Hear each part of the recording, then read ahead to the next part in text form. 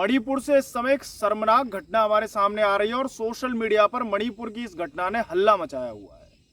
तो आज के इस वीडियो में हम जानेंगे मणिपुर की उस पूरी घटना के बारे में, वो शुरुआत कैसे हुई, कहां अब तक वो पहुंची है और क्या क्या उस घटना के अंदर हुआ है, कौन से समुदाय के लोग हैं, कौन से गांव के लोग हैं, कौन से जिले के लोग हैं और इस पर गवर्नमेंट क्या कह रही है, सरकार ने अब तक ध्यान क्यों नहीं दिया।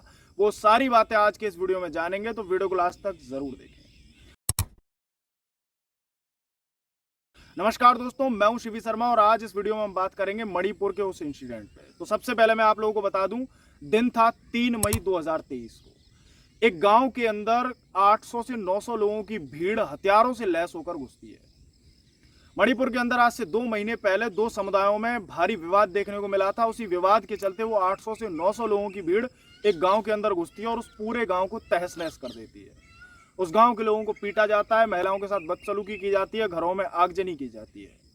और उसी गांव से बचकर 5 लोग जंगल की तरफ भाग रहे थे बचने के लिए, यानी उस भीड़ से बचने के लिए। तो पूरी भीड़ उन 5 लोगों के पीछे भागती है। उन 5 लोगों को आगे चल के एक पुलिस की जीप मिलती है और वो पुलिस की जीप उनको रेस्क्यू कर लेती है, यानी उसे अपने साथ बिठाकर उन लोगों को ले जा रही थी। तभी वो लोग आकर पुलिस की गाड़ी को घेर लेते हैं और पुलिस की गाड़ी में से उन 5 लोगों को उतार लिया जाता है। 5 लोग, एक परिवार था। उस परिवार के अंदर एक 19 साल का लड़का था, 21 साल की एक लड़की थी और एक छोटी लड़की थी और एक महिला थी जो इनकी शायद उन बच्चों की माता थी, और 56 साल के उनके एक पिता थे। उन 5 को उस गाड़ी में से उतार लिया जाता है। भीड़ के लोगों के द्वारा 56 साल के उस व्यक्ति को ऑन द स्पॉट उसके परिवार के सामने मार दिया जाता है और उन महिलाओं के साथ बदसलूकी की जाती है। उनको निर्वस्त्र किया जाता है, निर्वस्त्र करके उनका वीडियो बनाया जाता है और उनका गैंगरेप भीड़ के द्वारा किया जाता है। अपनी बहनों को बचाने के चक्कर में उस 19 साल के भाई को भी वो भीड़ तुरंत ही मार देती है। उस वीडियो को बनाकर सोशल मीडिया पर वायरल कर दिया जाता है लगभग मई के टाइम पर ही। लेकिन इस घटना पर वहां के सीएम, वहां की पुलिस कुछ नहीं करती है और 3 मई की घटना की रिपोर्ट दर्ज होती है 21 जून को। आप सोच सकते हो कहां 3 मई और कहां 21 जून, लगभग 1.5 महीने या कहें तो पौने 2 महीने का टाइम गुजर गया और पुलिस ने रिपोर्ट तक दर्ज नहीं की। लेकिन 21 जून को जैसे तैसे जो रिपोर्ट दर्ज हुई उसके बेस पर मैं आप लोगों को बता रहा हूं कि 800 लोगों की भीड़ एक गांव में घुसी। उस गांव के अंदर बदसलूकी की गई, आगजनी की गई, सारी घटना को अंजाम दिया गया। उन महिलाओं को बलात्कार का शिकार बनाया गया, उन लोगों को ऑन द स्पॉट मार दिया गया। ये सारी घटना एफआईआर की कॉपी से हमें देखने को मिलती है। तो इस इंफॉर्मेशन का पूरा सोर्स एफआईआर है। तो गाइस, इस घटना की शुरुआत होती है 27 मार्च को मणिपुर के आए हुए एक फैसले के बाद। यानी 10 साल पहले मणिपुर हाईकोर्ट में एक केस लटका हुआ था। वो केस ये था कि मणिपुर की जो आम जनता जो है, जनरल कास्ट जो है, उसको शेड्यूल ट्राइब यानी जनजाति का हिस्सा बनाया जाए। तो आप पूरा केस समझते हैं। मणिपुर के अंदर 3 तरीके की जनजाति रहती है। पहली का नाम है मिताई, दूसरी का नाम है नागा और तीसरी का नाम है कुकी। तो जो नागा और कुकी जनजाति हैं, इनको पहले से ही शेड्यूल ट्राइब्स में ऐड कर रखा है, यानी इनको जनजाति माना जाता है। लेकिन मिताई को जनरल में रखा जाता है, मिताई को शेड्यूल ट्राइब्स नहीं माना जाता। अब धीरे धीरे क्या हुआ, मिताई की पॉपुलेशन कम होना शुरू हुई और नागा कुकी की पॉपुलेशन बढ़ना शुरू हुई, जिसकी वजह से मिताई के लोगों ने हाईकोर्ट में अपील की कि हम खुद माइनॉरिटी बन गए, हमें भी माइनॉरिटी का दर्जा देना चाहिए।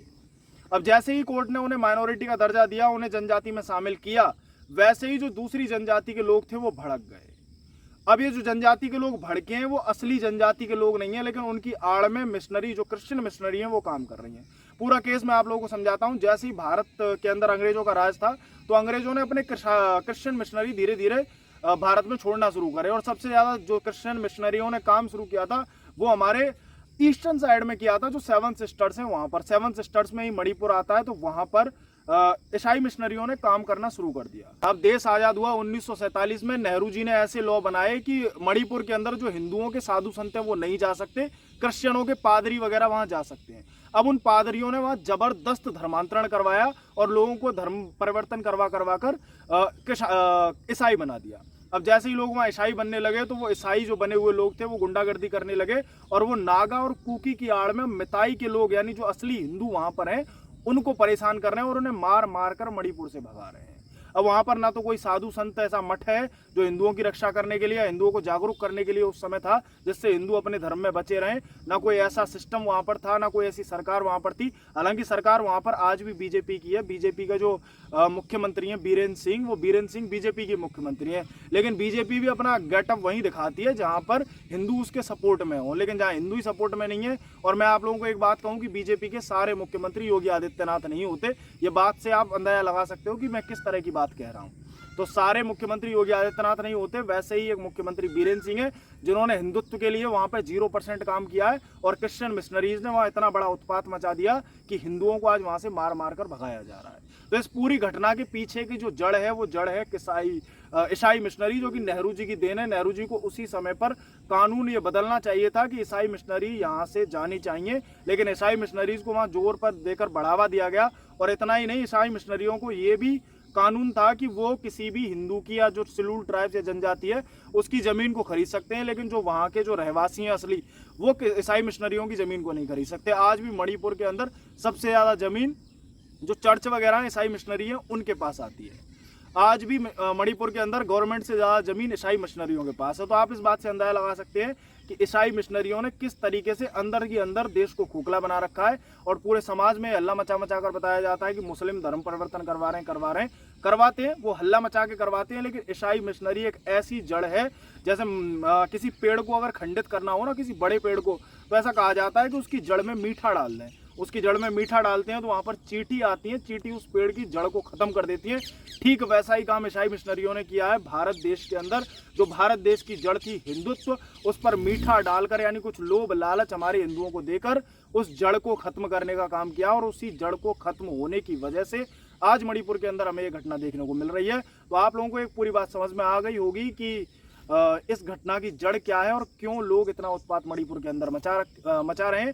और इसके साथ ही मैं आप लोगों से एक चीज़ और कहना चाहूँगा, जो वायरल वीडियो व्हाट्सएप वगैरह पर शेयर हो रहा है उसको आगे शेयर ना करें, क्योंकि उस वीडियो में किसी माता बहन की इज्जत दिखाई जा रही है, यानी उस महिला की आइडेंटिटी दिखाई जा रही है, और हो सकता है वो महिला उस वीडियो के ज़्यादा वायरल होने से कुछ गलत कदम भी उठा ले।